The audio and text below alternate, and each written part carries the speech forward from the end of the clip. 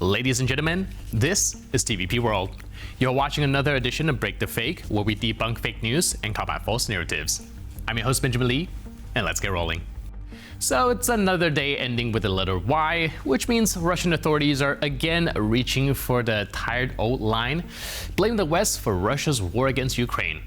Now, Vladimir Putin claims the Ukrainian crisis was triggered by events Moscow calls a coup, allegedly backed by Western countries. Ситуация на мировых рынках и так обострилась до предела. Ну а в целом, если подытожить, можно сказать, что вообще все, что происходит сейчас, я с этого начал, это, безусловно, ошибка прежде всего западных стран. Ошибка системная. Ведь откуда возник тот же самый украинский кризис? Он возник из поддержки западными странами госпереворота на Украине, а потом и крымские события, а потом и на юго-востоке Украины, в целом Донбасс, Новороссия. Отсюда же все началось, отсюда все пошло. И это не наши какие-то действия, это действия западных стран, включая и европейские страны. Они пожинают сегодня то, что посеяли. But the actual timeline of events in Ukraine is far more complicated and far less convenient for the Kremlin story. See, long before 2014, Russia was actively working to maintain its political influence over Ukraine. After Ukraine's 2012 parliamentary elections, many analysts and international observers reported significant pressure on Ukraine's political system and its information space. Inside the country, society was increasingly split between two directions: closer ties with Europe or continued dependence on Moscow. Then, at the end of 2013, the Ukrainian government suddenly refused to sign the association agreement with the European Union. That decision sparked mass protests. Demonstrations kicked off on Independence Square in Kyiv. In 2014, Viktor Yanukovych fled the country, and Ukraine's political landscape changed dramatically. At the exact moment, Russia moved in. First came the annexation of Crimea, then armed conflict erupted in parts of the Donetsk and Luhansk regions.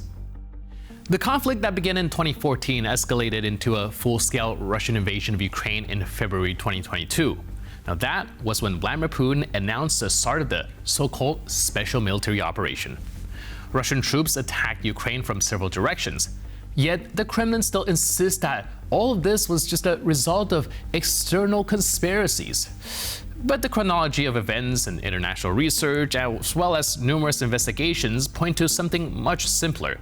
The key escalations were initiated by Russia itself: the annexation of Crimea, the war in Donbass, the 2022 invasion. So Putin's claim about Western guilt remains a central element of Russian propaganda. The goal is simple: shift attention away from Moscow's own decisions and to convenient external villains. But history tends to keep records, and rewriting it does not make those records disappear. After launching a full-scale invasion, Russia is now trying to package its actions in occupied territories as a humanitarian mission. The latest episode in this information campaign comes from a representative of the occupation administration in the temporarily occupied part of the Kharkiv region, the so-called Human Rights and Children's Rights Commissioner Victoria Kolesnik-Lavinska. According to her, more than 40% of the children who Russia allegedly evacuated from Ukraine had psychosocial disorders due to the war. These statistics are presented as an argument in favor of their transfer to the Russian Federation. Basically, they're saying that, yeah, children are being taken away for their own good, for rehabilitation and psychological assistance. Turns out to be an interesting plan. Russia itself started the war, Russia itself is destroying the psyche of Ukrainian children, and then declare itself a savior and simply takes them away. Постоянные обстрелы ВСУ создают для детей Харьковской области условия хронической травматизации, приводя к массовому развитию ПТСР, психосоциальных расстройств и соматических последствий.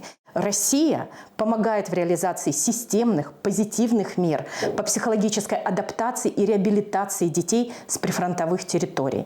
Эти программы помогают детям справляться с травмами, снижать уровень тревоги, агрессии и дезадаптации. У большинства детей с выраженной дезадаптацией наблюдается положительная динамика, снижение тревоги и агрессии, а также рост самоконтроля и саморегуляции благодаря индивидуальным и групповым занятиям с психологами. Russian authorities constantly use the terms evacuation, recovery, rehabilitation, but international human rights organizations point out that in many cases, this means the forced or semi-forced transfer of children to Russia. There, they're placed in camps, foster families, or special institutions. After that, often comes a change of documents, citizenship, and sometimes even names. Step by step, the child's Ukrainian identity disappears. International law views these actions very differently from Russian propaganda. The deportation of civilians from occupied territories without the consent of legitimate authorities is explicitly prohibited by the Geneva Conventions. And yeah, it qualifies as a war crime.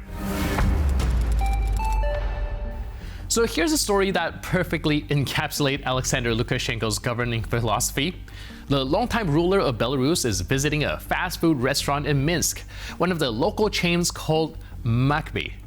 Basically, Timu McDonald's after the real one ceased operations in Belarus in November 2022 due to sanctions. So, back at the fast food joint, the management is proudly showing him their self-service ordering machine, you know, the kind, press a few buttons, pick a drink, out comes a coffee, normal demonstration. Until someone orders an Americano. Lukashenko hears it and immediately interrupts. Americano should be renamed to a Belarusian brand. For now, he says, keep Americano in brackets, and later, once people get used to it, then... Ну, то есть мы правильно сделали, что поехали, езжайте. Но вы-то остались, которые умеют делать это все. Поэтому задача была одна – оборудование где-то привезти. Ну, даже не в оборудовании дело, а задача была в том, чтобы взяться за дело и сделать. Ну, у нас, знаешь, ой, можем, ой, не можем. Ох, Макдональдс ушел. Да говорю, радуйтесь, что он ушел. Люди у нас остаются, булочки мы выпекать умеем. Ну, это она тут, ах, оборудование. Да свои булочки надо белорусам проучать, белорусам к своим булочкам. Николай Геннадьевич, кофе, да? Кофе ему, да, кофе. Да. Кофе у нас какой? Лучше американо и небольшой. Добавим. Американо заказ. Надо переименовать в белорусский бренд. Да. В скобочках пока пиши американо, когда привыкнут, тогда... So here's the thing. He didn't actually say what the new name should be, so I actually walked around the office surveying suggestions for what we could rename Americanos, for Mr. Lukashenko. The number one and overwhelming response I got was, Ben, leave us alone, we're trying to work. Strange response, but okay. After that, we got some more practical proposals. Belarusiano, Minskano, Lukashenkano, bold branding chase there. Now, one colleague suggests that we skip the marketing entirely and go with literal translation. Low concentration coffee beverage. And then there's my personal favorite, Black Russian. Honestly, that one might raise other geopolitical questions. You know what? If you're watching this online, put your suggestions in the comments down below. Let's crowdsource this thing. Help Lukashenko out. Now, this wouldn't even be the first time he's intervened in naming things, by the way. Last year, during a visit to the Minsk State Linguistic University, Lukashenko complained that the institution's modern name sounded obscene for whatever reason. And within months, the university shifted towards a more Soviet-style name, the Belarusian State University of Foreign Languages. Then there was the Vitebsk State University, named after Mashevov. Lukashenko didn't like the name of one of its departments, called Humanities and Language Communications. He called it obscene as well. And then 3 weeks later, the faculty had a new name, Faculty of Humanitarian Knowledge and Communications. So when the dictator casually suggests renaming a coffee, people in Belarus don't assume he's making small talk. They assume someone in the Ministry of Education, Agriculture, and possibly the army is already drafting the paperwork. And it tells you something about the system.